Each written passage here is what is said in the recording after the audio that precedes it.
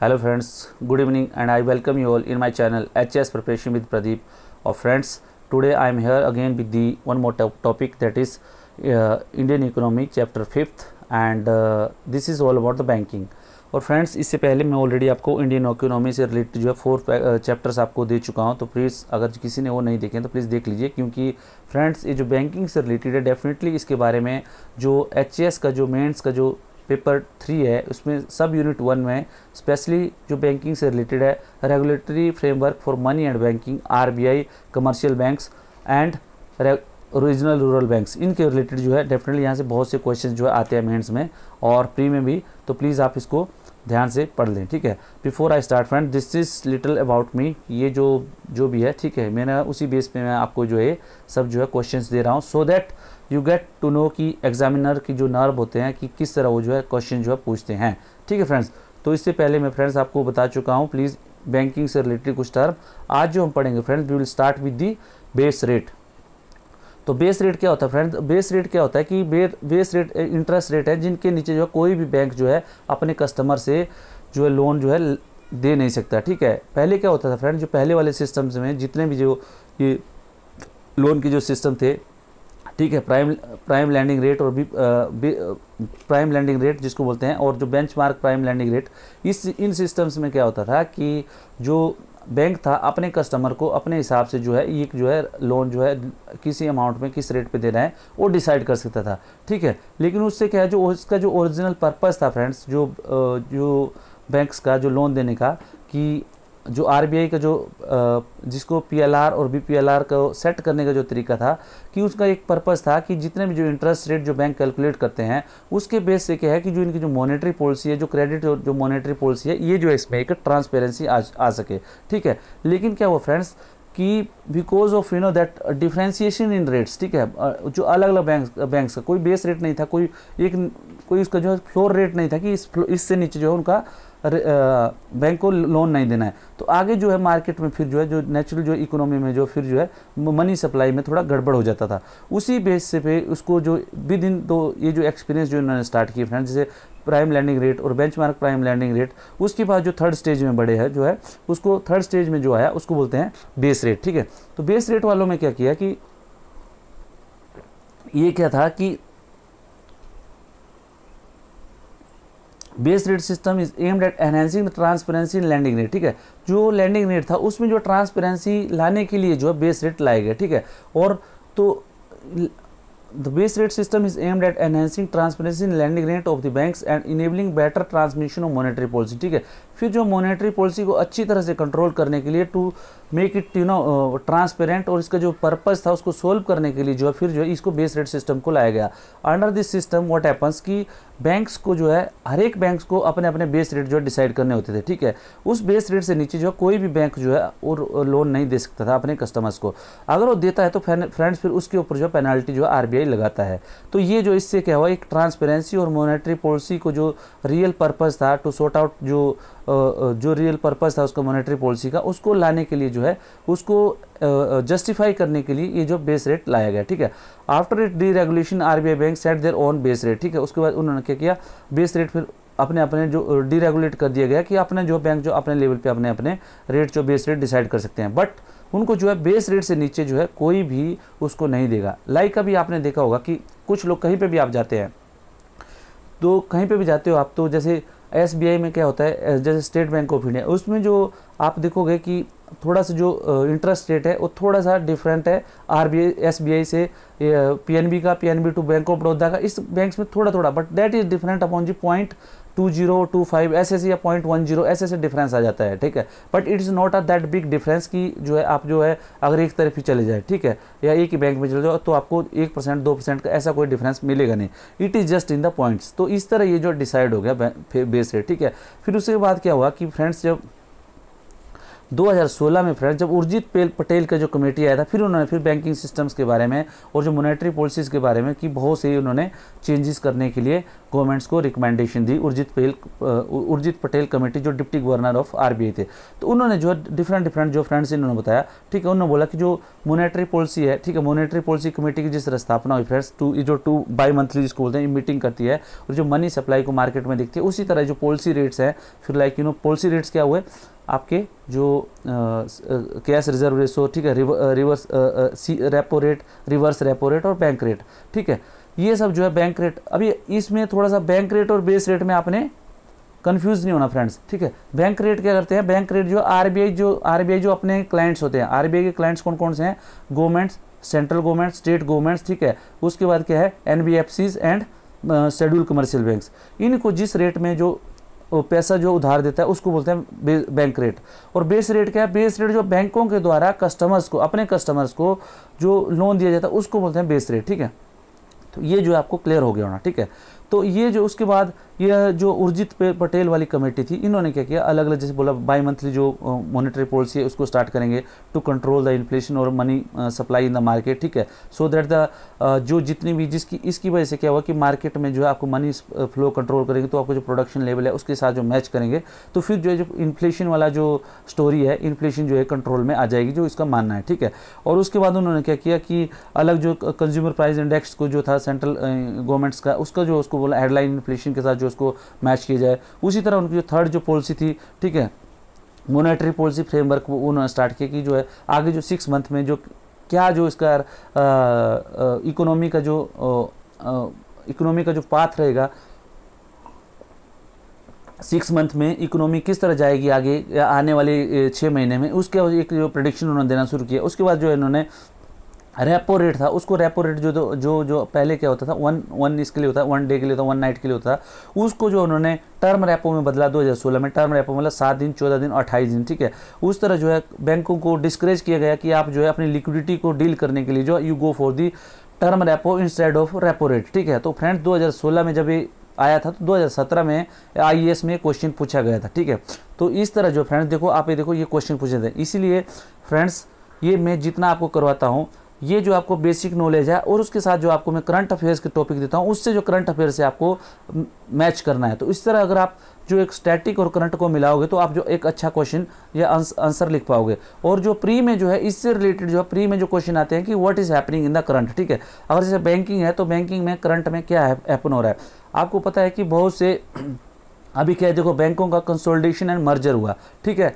तो कौन कौन से बैंक का कंसोलिडेशन एंड मर्जर हुआ, जो कोई जैसे कोई किसी अलग अलग लेवल के जो अलग अलग एग्जाम में अलग अलग लेवल के क्वेश्चन पूछे जाते हैं, जो कोई दूसरे जैसे एसएससी का दूसरे एग्जाम में या बैंकिंग के एग्जाम में पूछे जाते हैं कि आपको पूछा जाता है कि पंजाब नेशनल बैंक में कौन कौन से बैंक को मर्ज किया गया, ठीक है। और उसके बाद जो है दूसरे जो बैंक है, मान लो आपका जो बैंक ऑफ बड़ौदा में किस किस को मर्ज किया गया, ठीक है। यूनाइटेड जो जैसे यूनियन बैंक ऑफ इंडिया, उसमें कौन कौन से बैंक मर्ज किए गए, ठीक है, या कौन कौन से बैंक उसमें कंसोलिडेट किए गए। तो इस तरह के क्वेश्चन आपको पूछे, और उसी तरह लार्जर स्केल पे आपसे क्वेश्चन पूछा जाता है कि what was the main reason for the consolidation and merger of the bank, क्योंकि ये जो करंट टॉपिक चल रहा है फ्रेंड्स, तो इससे रिलेटेड आपको क्वेश्चन जो है आ सकते हैं। इसीलिए जो है फ्रेंड्स मैं आपको क्वेश्चन पूछ रहा हूँ। यह हो सकता है ये जो मैं आपको पढ़ा रहा हूँ बेस रेट, बैंक रेट, ठीक है, prime landing rate, benchmark prime landing rate, ये सब में जो है आपको ये क्वेश्चन आपसे पूछे जा सकते हैं, ठीक है। अभी नाउ कम द नेक्स्ट है। उसके बाद जो इन्होंने स्टार्ट किया फ्रेंड्स, जो बैंक को बोला कि आप जो है ये जो आप जो marginal cost of fund based landing rate, ठीक है, एमसीएलआर पे जो आप जो डिसाइड कीजिए, ठीक है। तभी फ्रेंड्स आप जो कभी भी जाते हो तो एमसीएलआर जो है ये जो है इसके क्या होता है कि इसमें एक टेन्योर किया जाता है, ठीक है, टेन्योर किया जाता है कि एक जो जैसे महीने के लिए, ठीक है, कि ये एमसीएलआर रेट जो अभी है, ठीक है। और उसके बाद इसको स्प्रेड दिया जाता है। स्प्रेड मतलब जैसे 6.10 से लेके 6.9890 तक, इस स्प्रेड में जो है आपको जो है ये आपका एमसीएलआर ये रहेगा, ठीक है। उसके बाद जो है आपको उसके बाद क्या होता है कि ये जो एग्जिस्टिंग जो भी एग्जिस्टिंग बोरोवर थे उनको जो ऑप्शन दी गई थी जो बेस रेट वाले थे कि आपको जो एमसीएलआर में आना है कि नहीं है, ठीक है। और उसके बाद जो है जो बैंक रेट थे वो क्या करते थे, अपना रिव्यू कर सकते थे, ठीक है। Bank will continue to review and publish base rate, जो अब तक जो बेस रेट थे, ठीक है। तो एमसीएलआर क्या होता है क्या फ्रेंड्स, ये क्या है कि as the RBI the MCLR will bring the in the following benefits, ठीक है। क्या क्या बेनिफिट्स लाएंगे? ट्रांसमिशन ऑफ पॉलिसी रेट, जो ट्रांसमिशन ऑफ पॉलिसी रेट जो बैंक जो RBI डिसाइड करता है, that is repo, reverse and bank rate, इन सब का जो ट्रांसमिशन होता है मार्केट में इनकी पॉलिसीज़ का, ठीक है, वो जो एक इफेक्टिवली हो जाएगा, ठीक है। और उसके बाद competition of the interest rate by bank will get more transparent, ठीक है। तो जितना भी ये जो इंटरेस्ट रेट था, इस जो जितना भी कंपटीशन था, ये जो है इजीली हो जाएगा इससे, ठीक है, MCLR से। और cost of loan will be fair to the borrower as well as bank, ठीक है। जो कॉस्ट ऑफ लोन थी वो जो फेयर रहेगी, ठीक है, उसकी प्रैक्टिस जो है फेयर रहेगी, ठीक है, तो बैंक एंड दी बोरोअर्स। और it will help the banks to become more competitive and enhance their long run value, ठीक है। उससे क्या है फ्रेंड्स की अब क्या है कि सभी बैंक्स में आपको पता है कि ऑलमोस्ट जो इंटरेस्ट रेट सेम है, ठीक है। तो उससे क्या है, जो कम्पिटिटिवनेस है, ठीक है, ये कम्पिटिटिव जो एज है, ताकि ऐसा नहीं कि कोई बैंक का बहुत ही कम है और किसी का बहुत ज़्यादा। अब जो इनको जो MCLR के अनुसार और बेस रेट के अनुसार जो है फिर अपना उसी में रहना पड़ेगा, और उसी के हिसाब से क्या होता है कि आपकी जो लैंडिंग रेट है वो जो एक ट्रांसपेरेंट हो जाते हैं, ठीक है, और उससे जो है एक कम्पिटिटिवनेस जो बैंक के अंदर आ जाती है। और उसके बाद जो आता है फ्रेंड्स, जो अभी आता है nationalisation and development of banking in India, ठीक है। तो बैंकिंग का जो नेशनलाइजेशन हुआ है, जैसे आपको देखो फ्रेंड्स, अभी जो टॉपिक है ये बहुत ही इंपॉर्टेंट टॉपिक है, जो nationalisation and development of banking in India, ठीक है। अभी जो था फ्रेंड्स, देखो अभी बहुत से न्यूज़ में था कि प्राइवेटाइजेशन के बारे में, कि बैंकों को प्राइवेटाइज किया जाएगा, ठीक है। तो ये इससे रिलेटेड जो पहले हम पढ़ते हैं कि नेशनलाइजेशन ऑफ, इससे पहले हम ये पढ़ना पड़ेगा कि नेशनलाइजेशन ऑफ बैंक का क्या हुआ था, किस तरह हुआ था, ठीक है। तो फ्रेंड्स जो RBI जो बना था फ्रेंड्स, मैंने आपको पहले पढ़ाया था कि 1934 के एक्ट में जो एक 1934 का रिजर्व बैंक ऑफ इंडिया का एक्ट लाया गया था, और उसके बाद जो है 1935 में RBI जो एक्ट के तहत जो एक प्राइवेट बैंक था, और उसको जो है 1949 में, ठीक है, 1949 में जो है RBI को नेशनलाइज किया गया। मतलब इसको क्या है, नेशनलाइज कर दिया गया, सरकारी कर दिया गया। और उसके बाद क्या है, वो जो है सेंट्रल बैंक बना दिया गया। लेकिन इसके जो फंक्शन थे पहले फंक्शन थे वो जो है बिल्कुल चेंज हो गए, ठीक है। फिर जो RBI के फंक्शन जो है बिल्कुल चेंज हो गए, जो RBI के बारे में ऑलरेडी मैं आपको पहले वाले लेक्चर में पढ़ा चुका हूँ, ठीक है। Government decided to nationalising of selected private banks in country during the following major reason, ठीक है। तो बैंकों का जो नेशनलाइजेशन था वो किस लिए जो है गवर्नमेंट ने डिसाइड किया था, वो क्या था, banks were managed by private sector, ठीक है। तो प्राइवेट सेक्टर के द्वारा जो मैनेज होते थे bank, and the services of the banking were having a narrow reach and the message had no access to the banking, ठीक है। तो उसमें क्या था फ्रेंड्स, सबसे पहले तो क्या था कि बैंक्स जो है, जो प्राइवेट सेक्टर जो इसको कंडक्ट करता है, मतलब बनिया और महाजन लोग जो उसको साहूकार लोग थे, ठीक है। तो उनका जो रीच था, ठीक है, जो बैंकिंग का जो रीच था वो जो है बहुत ही कम लोगों तक था, ठीक है, और उसका कोई विस्तृत नहीं था, और जो कॉमन पीपल थे उन तक जो है इसका अप्रोच नहीं था। और जो they used to go to the, किसके पास जाते थे फिर, वो जो लोकल जो जैसे बोलते मनी लैंडर जिसको बोलते हैं, ठीक है।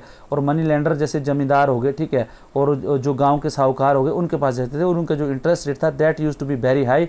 और इससे क्या जो मासिस का जो एक्सप्लॉयटेशन होता था, ठीक है, and it was legacy of the British era, ठीक है। ब्रिटिश एरा की जो लेगेसी थी ये साहूकार और महाजन और इसके जमींदार वाली, तो उसको जो है गवर्नमेंट जो है खत्म करना चाहती थी through the nationalisation, so that the every masses, जैसे अभी आप देख रहे हो कि जनधन खाता, जितने भी जनधन अकाउंट्स जो खोले गए थे, ताकि to give a reach of the banking to the every people of the country, ठीक है। तो जो पुअर से पुअर लोग हैं उन तक जो बैंक की रीच पहुंचाई जा सके। और उसके बाद क्या है कि उनकी जितनी भी सब्सिडीज जो गवर्नमेंट्स के द्वारा दी जाती है that could reach to the banking और डिजिटलाइजेशन, ठीक है। ये जो उसका जो रिसेंट जो जनधन अकाउंट्स जो खोले गए थे, ठीक है।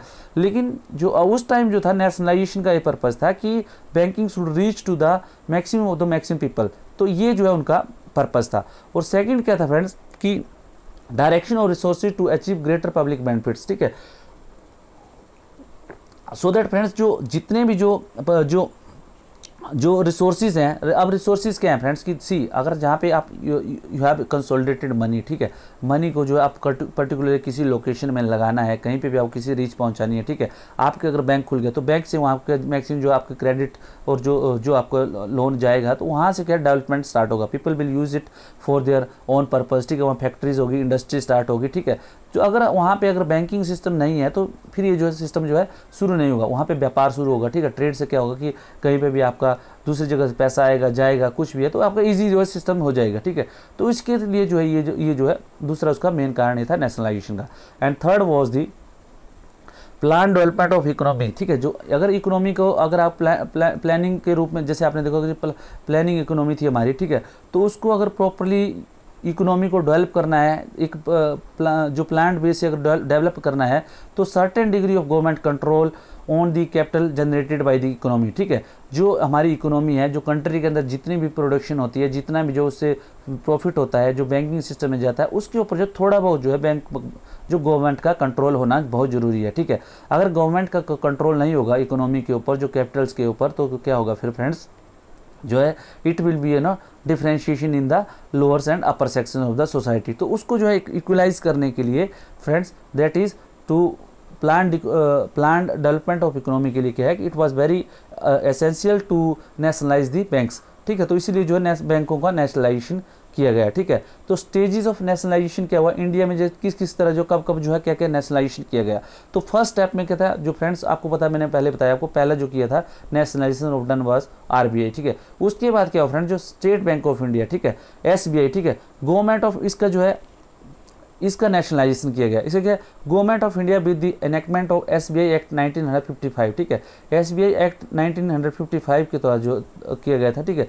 उसमें क्या जो पहले क्या थे 3 इंपीरियल बैंक्स थे, ठीक है, इंपीरियल बैंक्स ऑफ कलकत्ता, ठीक है, मद्रास एंड बॉम्बे, जो प्रेसिडेंसीज के जितने भी बैंक्स थे, इनको जो है जो 3 प्रेसिडेंसीज के अरेस्टेबल प्रेसिडेंसीज थी, मतलब ब्रिटिश गवर्नमेंट की, ठीक है। तो यहाँ पे बैंक्स हुआ करते थे। तो इन तीनों को जो है, इन तीनों को क्या कर दिया क्या कि जिनकी 466 ब्रांचेस थी, ठीक है, और उनको क्या स्टेट बैंक ऑफ इंडिया का नाम दे दिया गया 1955 में, ठीक है, जिसको इंपीरियल बैंक्स ऑफ इंडिया होते थे, ठीक है। वो क्या प्रेसिडेंसीज में जो फॉरेन की आपके जो जैसे ब्रिटिश जो रूल था, उसमें जो 3 प्रेसिडेंसी थी, कलकत्ता, मद्रास एंड बॉम्बे, उनको जो उनमें जो 466 ब्रांचेस थी इस इंपीरियल बैंक्स की, उसको क्या बना दिया, स्टेट बैंक ऑफ इंडिया बना दिया गया, ठीक है। That was the first step of nationalisation. उसके बाद क्या हुआ फ्रेंड्स कि उसमें क्या गवर्नमेंट्स का जो शेयर थे फ्रेंड, जो टोटल जो शेयर है दैट वाज इन 92%, ठीक है। उसको satisfy with the move government further nationalise 8 more regional private banks, ठीक है। उसके बाद क्या है, जो इसको जो एक्सपीरियंस रहा, अच्छा रहा गवर्नमेंट्स के पास, जो प्लान इकोनॉमी आपको पता है, जो फर्स्ट जो हमारा प्लानिंग जो 5 ईयर प्लान स्टार्ट हुए थे, ठीक है, इसके लिए जो रिक्वायरमेंट थी, उसकी रिक्वायरमेंट को देखते हुए जो ये एसबीआई का जो है आपको नेशनलाइजेशन किया गया। उसके बाद जो 8 मोर जो रीजनल बैंक्स थे, इनका जो है 1959 में जो है इनका नेशनलाइजेशन किया गया। उसको एसबीआई के एसोसिएट बैंक बना दिया गया, ठीक है। जैसे आपने देखा स्टेट बैंक ऑफ पटियाला हुआ करता है, State Bank of Travancore, State Bank of Madras, ऐसे करके ट्रावणकोर ऐसे करके जो है ये जो ये जो 3 4 5 बैंक होते थे, पहले 8 होते थे, फिर बाद में इन सबको मर्ज करके फिर 5 रहे। 5 के बाद अभी क्या हुआ कि एसबीआई ने अभी जो जितने भी एसबीआई के एसोसिएट बैंक थे और ये भारतीय महिला बैंक, इन सबको मिला के जो अब एसबीआई बना दिया है, ठीक है फ्रेंड्स। तो ये जो है यहाँ तक की स्टोरी है एसबीआई के नेशनलाइजेशन की, ठीक है। तो ये जो 1959 में पहले 8 जो जितने रीजनल प्राइवेट बैंक थे, इनको क्या कर दिए थे, एसबीआई के एसोसिएट बैंक बना दिया गया था, ठीक है। और उसके बाद क्या हुआ कि ये 2016 के बाद फिर क्या फ्रेंड्स, इनको जो है फिर जो एसबीआई का एक बैंक बना दिया गया, जितने भी जो बैंक थे इन सबको कंसोलिडेट करके फिर अब जो एक ही बैंक बना दिया गया एसबीआई, ठीक है। अभी जो है उसके बाद फ्रेंड्स नेशनलाइज बैंक का जो ये तो हो गया पब्लिक सेक्टर बैंक। उसके बाद नेशनलाइज बैंक का ये जो अदर जो बैंक थे उसका क्या स्टोरी है, ठीक है। With the help of banking nationalisation act 1969, ठीक है, 1969 में क्या हुआ, the government nationalised A total number of 20 private bank, ठीक है। फिर 1969 में बैंक ने क्या किया, गवर्नमेंट ने क्या किया फ्रेंड्स, जो 20 जो प्राइवेट बैंक्स थे उन सबको नेशनलाइज कर दिया, ठीक है। And 14 banks with the deposit पर मोर देन 50 करोड़, ठीक है। तो जितने भी जो 14 बैंक्स थे फ्रेंड्स, उसमें जो जिनका डिपॉजिट 50 करोड़ से ज़्यादा था 1969 में, उन सबको जो है नेशनलाइज किया गया। उसके बाद 6 बैंक थे, ठीक है, डिपॉजिट मोर देन 200, ठीक है, जिनका 200 से ज़्यादा जो करोड़ से ज़्यादा जो डिपॉजिट था, उनको जो अप्रैल 1980 में उनका भी नेशनलाइजेशन कर दिया गया, ठीक है। तो ये फ्रेंड्स ये 3-4 लेग्स है। पहले क्या था 1951 में क्या हुआ, सबसे पहले क्या हुआ 1949 में हुआ आरबीआई का नेशनलाइजेशन। उसके बाद फ्रेंड्स 1955 में हुआ एसबीआई का नेशनलाइजेशन, और 1969 में हुआ फ्रेंड्स जो 14 बैंक्स का जो नेशनलाइजेशन, और 1980 में फ्रेंड्स 6 बैंक्स का और नेशनलाइजेशन, ठीक है। This is the 4 step process. उसके बाद क्या हुआ फ्रेंड्स कि जब ये बैंक्स नेशनलाइजेशन तो हो गया, बीच में क्या हुआ कि ऐसा हुआ कि कुछ बैंक्स ऐसे थे जो चले नहीं, जैसे न्यू बैंक ऑफ इंडिया था, इसको क्या कर दिया, फिर क्या कर दिया, इसको पंजाब नेशनल बैंक के साथ मर्ज कर दिया गया। ठीक है, तो मर्जर एंड कंसोलिडेशन वाली भी प्रोसेस फिर आगे स्टार्ट होगी। ठीक है, उसके बाद क्या है फ्रेंड्स कि कुछ फॉरेन बैंक थे friends, some foreign banks were allowed to operate in the country to provide external currency loans. ठीक है, तो अभी फ्रेंड्स जैसे आपको पता है कि बहुत सा जो 1980 के बाद जो पॉलिसी स्टार्ट हुई कि हमें जो बाहर से, जैसे आपको क्या होता है कि बाहर से आपको बहुत सा माल जो है आयात करना पड़ता है। ठीक है, आपको जो बहुत सा इंपोर्ट करना पड़ता है, तो उस इंपोर्ट के लिए क्या है कि रिक्वायरमेंट थी आपकी जो फॉरेन करेंसी की। ठीक है, तो उस करेंसी को लाने के लिए क्या है, फिर जो कुछ जो प्राइवेट बैंक्स को भी, फॉरेन प्राइवेट बैंक्स को भी अलाउ कर दिया गया। ठीक है, और उसके बाद फिर क्या हुआ फ्रेंड्स की after the nationalisation of bank the government stopped opening of the banks in the private sector through. ठीक है, तो प्राइवेट सेक्टर में इस तरह जो फिर बैंक जो है खोलना बंद कर दिया गवर्नमेंट ने, और नेशनलाइजेशन के बाद। और जो फॉरेन जो प्राइवेट बैंक्स थे उनको, जो कुछ फॉरेन प्राइवेट बैंक्स को ओनली परमिशन दी, क्योंकि हमें क्या ज़रूरत थी कि हमें जो फॉरेन करेंसी लोन की जरूरत थी। ठीक है, after India user in the era of economic reforms the government started A comprehensive banking system reform.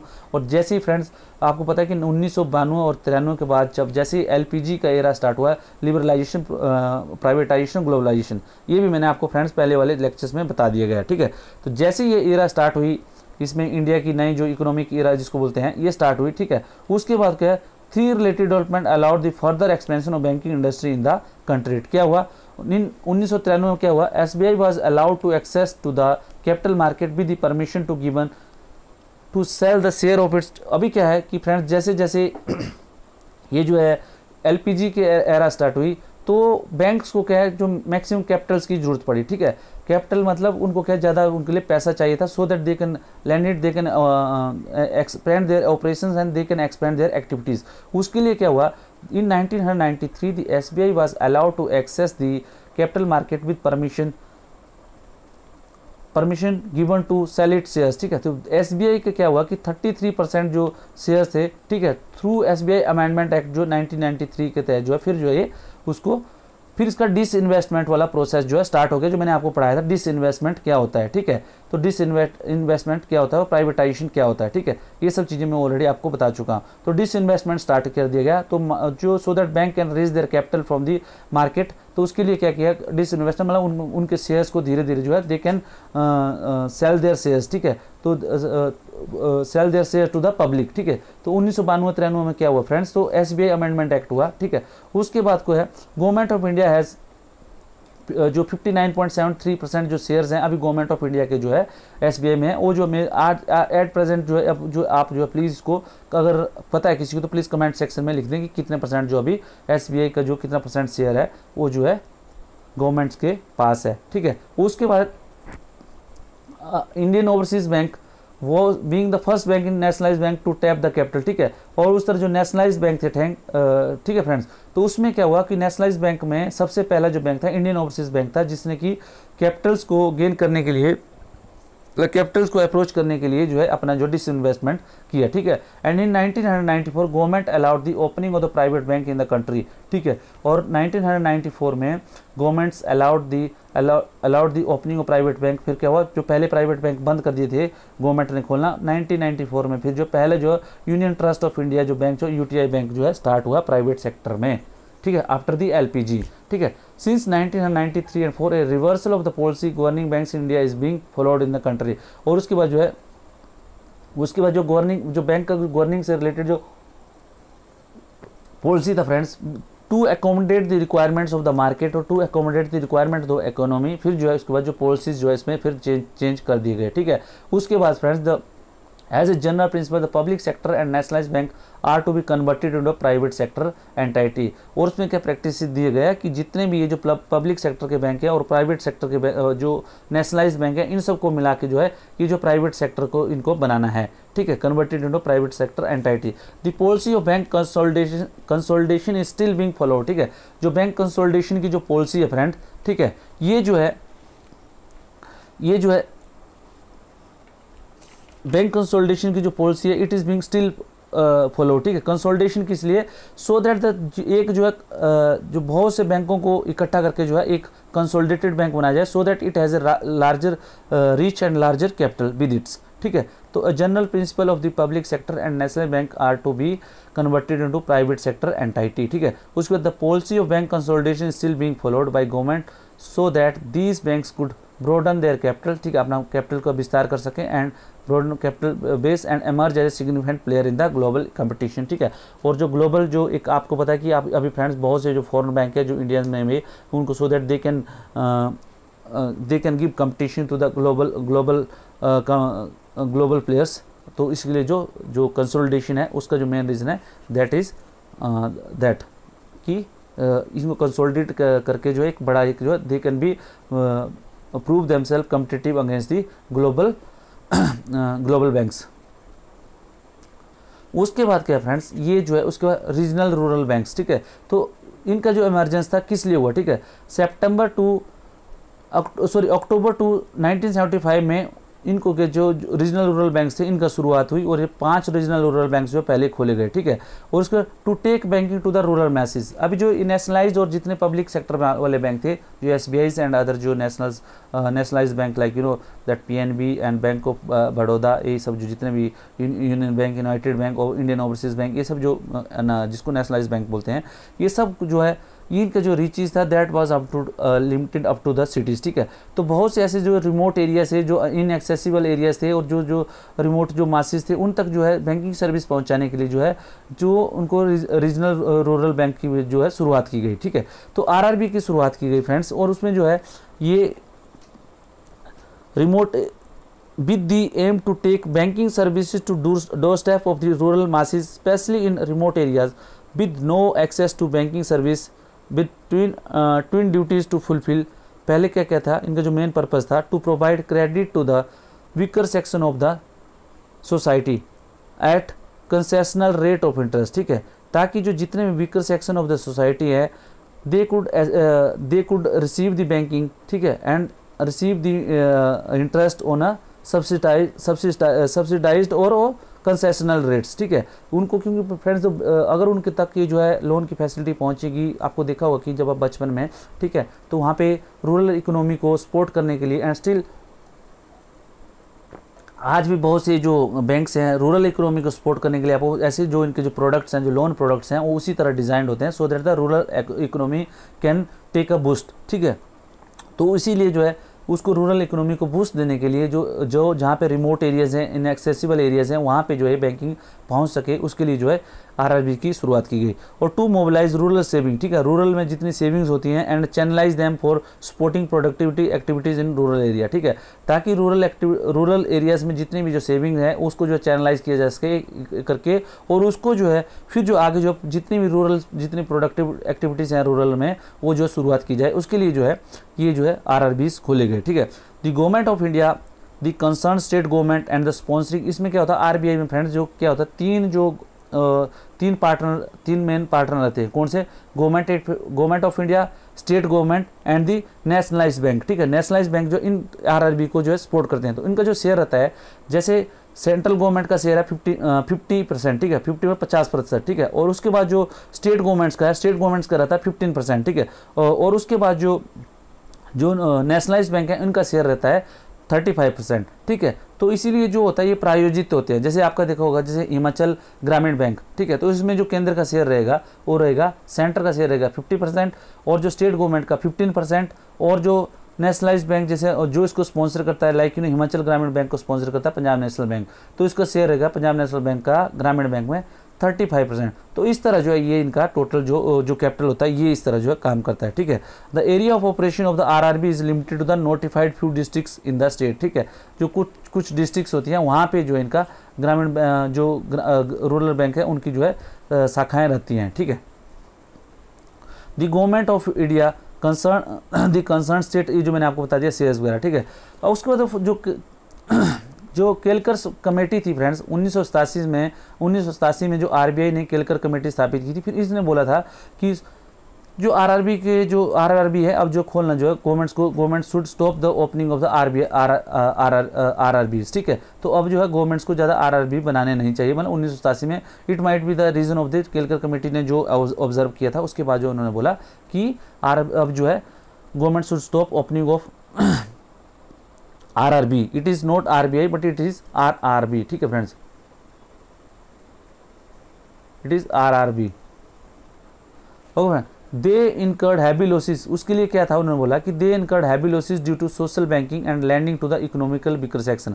अभी क्या फ्रेंड, जो RRB के साथ जो प्रॉब्लम्स थी, ठीक है, इनके साथ क्या क्या प्रॉब्लम्स आई, ये प्रॉब्लम आई क्योंकि ये जो है, जो जितने भी जो friends weaker section of the society थे उनको जो लोन दे रहे थे, और उसके बाद जो है they were landing to the weaker section of the economical weaker section and the जो सोशल बैंकिंग जो जितनी भी जो एक्टिविटीज़, जो सोशल एक्टिविटीज़ थी, लाइक जैसे आप जितने भी गांव में रूरल एक्टिविटीज़ होती हैं, जैसे एग्रीकल्चर से रिलेटेड या दूसरी आपको जैसे एनिमल हस्बेंड्री से रिलेटेड या दूसरी जितनी भी एक्टिविटीज़, उनसे जो है ये स्टार्ट की गई। तो उससे क्या है, इनको बहुत सारा लॉसेज हुए, ठीक है।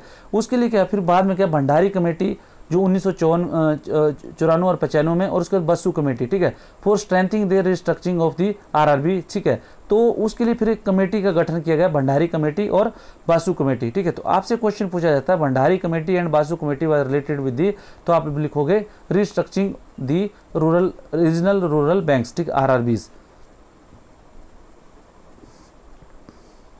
उसमें क्या किया इन्होंने, कमेटी ने क्या रिकमेंडेशन दी, ठीक है। तो उन्होंने बोला the obligation of concessional loans abolished and the RRB started charging commercial interest rate on its lending, ठीक है। और क्या हुआ कि फिर जो है, जो जितना एक कंसेशनल रेट वाला जो फंडा था ये सब खत्म कर दिया, और उसके बाद क्या हुआ कि ये जो है अपना जो कमर्शियल जो इंटरेस्ट रेट था ये शुरू कर दिया, जो जैसे नेशनलाइज बैंक में होता था प्रैक्टिस इंटरेस्ट रेट वाली। और उसके बाद द टारगेट क्लाइंटल है, ठीक है, जो टारगेट सन का जो रूरल मासिस था, ठीक है, ये और बीकर सेक्शन थे। उसके बाद इनको क्या बोला कि इनके अलावा जो है आप जो है किसी को भी जो है टू एनीबॉडी, अगर कोई इंडस्ट्रीज लगानी है, कुछ इंडस्ट्रियल्स हैं, कुछ भी है, आपको जो आप जो उनको भी कोई पावर प्रोजेक्ट है, कोई डैम है, कोई कुछ है, कोई भी प्रोजेक्ट है, आप जो उसमें भी लोन दे सकते हैं। पहले क्या ये उसमें देते नहीं थे लोन, नहीं, जो बड़े प्रोजेक्ट्स थे उसमें लोन देते, they used to give to loan to only जो रूरल इकोनॉमी थी उसको सपोर्ट करने के लिए। फिर जो है इसको बोल दिया गया कि they were set free from this obligations with the recommendation of the Bhandari and Basu committee recommendation, ठीक है। अब फ्रेंड्स नेक्स्ट जो टॉपिक आता है that comes of financial sector reforms, ठीक है। जो फाइनेंशियल सेक्टर है फ्रेंड, उसमें क्या क्या रिफॉर्म किए गए, ठीक है। The process of economic reforms initiated in 1994 required to restructure the whole financial system in India. आपको पता है कि जो India bent for the new kind of economic system, ठीक है, उसको लिबरलाइजेशन, प्राइवेटाइजेशन, ग्लोबलाइजेशन जिससे शुरुआत हुई, ठीक है। इंडिया की जो इकोनॉमी थी that was tied with the world economy, ठीक है, जिसको ग्लोबलाइजेशन बोलते हैं, ठीक है। प्राइवेटाइजेशन था, मतलब जो आपको पता है जो डीरेगुलेट कर दिया गया, गवर्नमेंट्स का कंट्रोल, जो गवर्नमेंट्स का जो जितना भी था कंट्रोल था वो जो है उसको धीरे धीरे डीरेगुलेशन किया गया, ठीक है। और जो है जितने भी आपका जो आपके जो ट्रेड वाला जितने भी ट्रेड और जितनी अदर कॉमर्स प्रैक्टिसेस थी उन सबको जो है देवर टैरिफ, जो टैरिफ वगैरह ये सब जो होता था, और जो इंटरेस्ट रेट वगैरह था, इन सबको जो है अलग, बिल्कुल ही अलग कर दिया। कॉर्पोरेशन टैक्स वगैरह इन सबको, टैक्स रेट्स को अलग कर दिया। तो उसके बाद क्या हुआ friends, it required the new approach for the economy, और उसके लिए जो फाइनेंशियल सेक्टर्स में रिफॉर्म करना बहुत जरूरी थे, ठीक है। तो उसके बाद क्या है, committee on financial reform was setup, ठीक है। और 14 अगस्त 1991 को कमेटी एक जो है फाइनेंशियल रिफॉर्म के लिए एक जो है कमेटी बनाई गई to examine all aspects relating to the structure, organisation, function and procedure of the financial system, ठीक है। तो उसके बाद एक कमेटी बनाई गई, उसमें बोलते हैं कमेटी ऑन फाइनेंशियल सर्विसेज, इसको बोलते हैं नरसिम्हन कमेटी 1, ठीक है। फ्रेंड्स नरसिम्हन कमेटी 1 से रिलेटेड जो there are lot of question which has being asked based its assumption और certain assumptions and certain recommendation, ठीक है। तो इसने जितनी भी रिकमेंडेशन दी नरसिम्हन 1 कमेटी ने, इसमें क्या था, पहले जो था उसकी जो कुछ एजम्पशंस थी जो बैंकिंग से रिलेटेड थी, और कुछ इसकी जो इन्होंने अपना जो रिकमेंडेशन जो इन्होंने ऑब्जर्व किया, जो इन्होंने प्रैक्टिकली ऑब्जर्व किया, उन दोनों को मिला के जो है ये जो फिर उन्होंने अपनी रिकमेंडेशन दी। तो एजम्पशंस क्या थी बैंकिंग में फ्रेंड्स, जो नॉर्मल जो एजम्पशन थी, government had no business to endanger the solvency, health and efficiency of the nationalised bank under pretext of using bank resources for economic planning, ठीक है। कि गवर्नमेंट्स को जो है इकोनॉमिक प्लानिंग के नाम पे जो है बैंक्स का जो बिजनेस है उसको जो है सोल्वेंसी और हेल्थ और एफिशिएंसी उसको जो है खतरे में डालने का कोई अधिकार नहीं है, ठीक है। सोशल बैंकिंग एंड जो इकोनॉमिक प्लानिंग और सोशल बैंकिंग और प्रॉपर्टी एलिवेशन के नाम पे जो है गवर्नमेंट जो है बैंक्स की जो हेल्थ है और जो एफिशिएंसी है और जो सोल्वेंसी है उसकी, जितने मतलब सोल्वेंसी मतलब जो to keep on working with इस वर्किंग कैपिटल, ठीक है। तो उसको जो है खतरे में डालने के लिए जो बैंक जो गवर्नमेंट है उसके नाम पे जो है ये पॉवर्टी एलिवेशन और सोशल बैंकिंग और प्लानिंग के नाम पे जो खतरे में डालने कोई अधिकार नहीं है, ठीक है। उस government has no right to get hold of funds of the banks at low interest rate and use them for the financing its consumption expenditure, ठीक है। ऐसा नहीं है कि गवर्नमेंट्स को कोई अधिकार नहीं है कि जितने भी बैंक्स का जो कैपिटल है, ठीक है, उसको जो लो इंटरेस्ट रेट में ले ले और अपने जो इसके जो कंजप्शन एक्सपेंडिचर है, रिवेन्यू और फिजिकल डेफिसिट, ठीक है, उसको पूरा करने के लिए जो है अपना जो उसको यूज़ करे बैंक्स के फंड को। तो ये जो है it is just fraud with the जो बेचारे जो डिपॉजिटर्स होते हैं, डिपॉजिटर के साथ जो है फिर it will be just like a defrauded with the depositors, ठीक है। तो ये जो है दो मेन एजप्शन थी। उसके बाद क्या, जो नरसिम्हन कमेटी के जो एम्स थे वो क्या कहते हैं, फ्लेक्सिबिलिटी इन ऑपरेशंस, ठीक है, जो थे ensuring a degree of operation flexibility, ठीक है, कि बैंकों का जो जितना भी ऑपरेशन होता है उसमें जो थोड़ा सा फ्लेक्सिबिलिटी दी जाए, उसको internal autonomy for public sector banks in their decision making process, ठीक है। इसमें क्या है, जो इनके जो डिसीजन मेकिंग प्रोसेस है दैट शुड बी वो जो ऑटोनॉमस होना चाहिए। ऐसा नहीं कि उसके ऊपर भी गवर्नमेंट का कंट्रोल होना चाहिए। लाइक बोर्ड ऑफ डायरेक्टर्स में जो बोर्ड ऑफ डायरेक्टर में गवर्नमेंट्स के जो ये होता है इंटरफेयर होता है दैट शुड बी लेस, ठीक है। उसके बाद greater degree of professionalism in the banking operations, ठीक है, और बैंकिंग ऑपरेशंस में जो है ज़्यादा प्रोफेशनलिज्म की जरूरत थी, ठीक है। और उसके बाद क्या है, इसके कमेटी ऑन फाइनेंशियल रिकमेंडेशन, जो इसकी जो कमेटी थी जो फाइनेंशियल रिकमेंडेशन थी, ये कौन कौन से इसमें इन्होंने क्या क्या सुझाव दिए, ठीक है। इन्होंने क्या बोला कि जो पहली जो था that is on directed investment, ठीक है। डायरेक्टेड इन्वेस्टमेंट में इन्होंने क्या क्या सुझाव दिए, ठीक है। इन्होंने बोला कि the RBI was advised not to use CRR as a principal instrument of monetary and credit control, ठीक है। तो उन्होंने बोला कि जो आरबीआई वाज एडवाइज, ठीक है, उसमें एडवाइस दिया गया आरबीआई को कि ये जो जितना भी आप जो ये सीआरआर से जो कंट्रोल करते हैं, ठीक है, वो मॉनेटरी क्रेडिट कंट्रोल के लिए, इसको जो है आप जो है आप instead you go to the you rely on the open market operations, ठीक है। और उसमें क्या है, उसके अलग अलग जो प्रपोजल दिए गए, क्या दिए गए, CRR should be progressively reduce from present high level. उस टाइम जो CRR that used to be 15%, ठीक है, इसको जो है आपको बोला गया 3 to 5% में इसको रखो, ठीक है। अब जो आज की डेट में ये सिनेरियो है फ्रेंड्स कि सीआरआर का जो कोई जो फ्लोर रेट है 3%, उससे भी नीचे जो है आप जो कैश रिजर्व रेशो रख सकते हैं, ठीक है। उसके बाद क्या बोला गया, RBI should pay interest on CRR, ठीक है।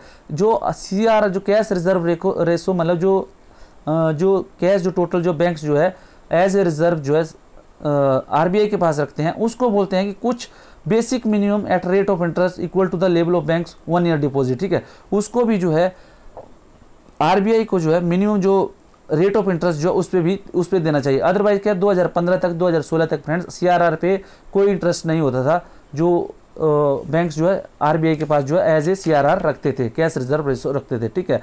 और उसके बाद एसएलआर तो मैंने आपको बताया स्टैट्यूटरी लिक्विडिटी रेशो, ठीक है, वो उसको मैंने ऑलरेडी पहले बता दिया गया कि जो बैंक जो अपने पास जो है नॉन कैश में जो है ये जो सिक्योरिटीज़ में या दूसरी चीज़ों में जो डिसाइड होते हैं गवर्नमेंट के द्वारा जो है उतनी जो है लिक्विडिटी अपने पास रखता है, ठीक है। तो उसको क्या बोल दिया गया कि advise to cut its minimum level, ठीक है, फ्रॉम दी प्रेजेंट जो 38% जो एसएलआर होता था उसको बोला मिनिमम लेवल पे लेके जाओ। तो आज की डेट में क्या है ये फ्रेंड, आज की डेट में आप देखोगे तो इट इज़ अराउंड 19 और 20%, ठीक है, ये है, ठीक है। तो ये इन सब जो है इसको recommendation they the on the level of directed investment, ठीक है, ये जो है इनको एक। और उसके बाद ऑन डायरेक्टेड क्रेडिट प्रोग्राम, ठीक है, जो क्रेडिट प्रोग्राम मतलब जो लोन एडवांसमेंट का जो ये था उसको किस तरह directed credit programme should be phased out gradually, ठीक है। इसमें क्या बोला, अंडर दिस सब title suggestion revolve around the compulsion of priority sector landing, ठीक है। जो प्रायोरिटी सेक्टर लैंडिंग का एक कंपल्सन होता है फ्रेंड्स, जैसे आप देखो कि बैंक्स को क्या होता है कि प्रायोरिटी सेक्टर्स कुछ जो है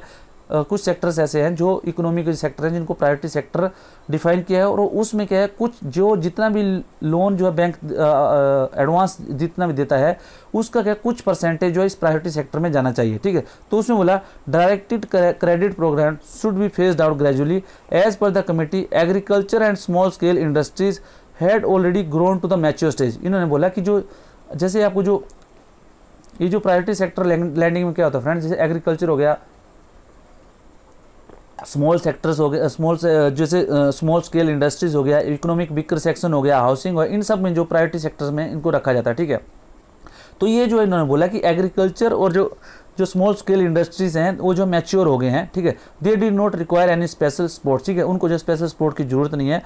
2 डिकेड्स ऑफ इंटरेस्ट सब्सिडी पर एनएफ, ठीक है, उनको क्या 2 दशकों की जो जितने भी इंटरेस्ट सब्सिडी है वो जो एनएफ है, and therefore concessional rate of interest could be dispensed with, इसलिए जो उनको जितने भी कंसेशनल रेट दिए जाते हैं इसको जो है खत्म किया जाए। नरसिम्हन वन कमेटी का ऑन डायरेक्टेड क्रेडिट प्रोग्राम, ठीक है फ्रेंड्स। और उसके बाद directed credit should not be regular programme, ठीक है, ऐसा नहीं है कि ये जो डायरेक्टेड क्रेडिट है ये रेगुलर होना चाहिए, it should be a case of extra ordinary support, ठीक है।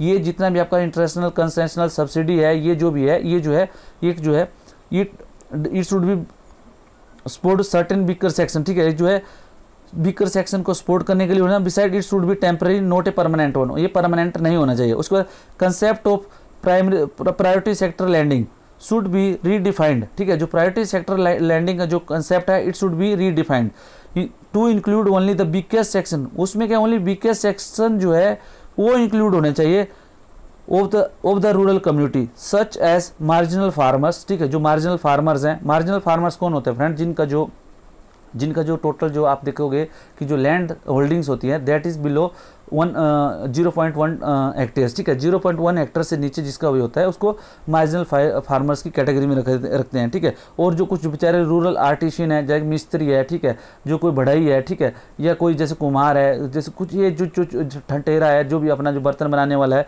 वो सब कुछ, ठीक है। उसके बाद विलेज एंड कॉटेज इंडस्ट्रीज, ठीक है, जैसे आपका खादी विलेज एंड जो खादी ग्रामोद्योग होता है, लाइक आपका सोल बनाने वाला, जैसे मेरा टोपी बनाने वाले हैं, इन सबको जो है, या कोई जो है बेचारा शर्ट बनाता है जैसे तमिलनाडु में, सबको जो है ये उस साइड का होना चाहिए, ठीक है। और उसके बाद जो है टाइनी सेक्टर, जो छोटे छोटे सेक्टर्स हैं, इन सबको इन तरफ होना चाहिए। उसके बाद the redefined priority sector landing should have 10% fixed of aggregate banks credit, ठीक है। और उसमें बोला जो प्रायोरिटी सेक्टर लैंडिंग है उसका क्या होना चाहिए, जो बैंक का जो एग्रीगेट जो बैंक क्रेडिट है उसका 10% होना चाहिए फ्रेंड्स। अभी भी फ्रेंड्स ये अभी हुआ नहीं है, इट इज़ जो है ये जो अभी जो 40% जो टोटल प्रायोरिटी सेक्टर लैंडिंग को देते हैं उसमें जो इकोनॉमिक वीकर सेक्शन है उसमें 10% रहता है, इस तरह है, ठीक है। The composition of priority sector landing should be reviewed. और उसके बाद जो प्रायोरिटी सेक्टर लैंडिंग में किन किन सेक्टर्स को आपको रखना है, ये जो है 3 ईयर्स में इसका रिव्यू होना चाहिए, ये इन्होंने बोला इसको नरसिम्हन वन कमेटी ने। उसके बाद फ्रेंड